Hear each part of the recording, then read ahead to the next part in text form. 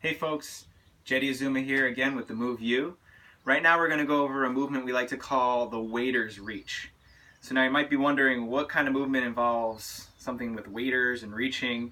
It's an exercise that we've adapted so that we can work on mobilization and stability through the core while moving through a large movement at multiple different levels of the body.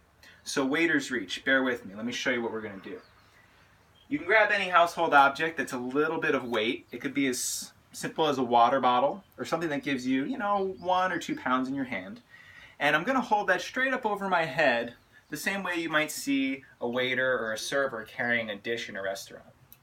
Now what I'm going to do is I'm going to get my legs spread out about, we'll say double hip distance apart, but not to a place where you feel like you're at max width. Okay, so about here is where I feel comfortable, feet pointing in the same direction of my belly button. And I'm going to hold this water bottle up here, and the reason we call this the waiter's reach is we're going to pretend that I've got to keep this tray balanced on my hand while I'm picking up a fork that fell on the floor.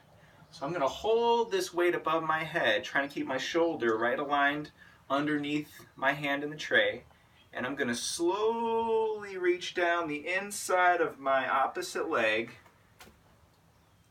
to grab that fork on the inside of my foot. Now you can see I'm doing my best to keep that tray loaded right over my body so nothing spills off, and then slowly I'm going to push that tray back up and come back to the same starting position I went to. Now again, like the other movements we tend to do, this is done very slowly with a lot of control. You don't want to drop into this movement because at the very end is a very vulnerable position. This is maximum range for me and will be for you wherever you can get to. So I want to use obliques, adductors, glutes on the opposite side, hamstrings on the left side to bring me back up to this position. I'm going to do that a few times on each side. Then I'll switch to the other hand and I'll practice my reach for the fork down the other way. Now the key here is make sure you don't drop your tray. If you were a server, you'd want to make sure you didn't spill those drinks all over yourself. You don't have to get all the way down to the floor.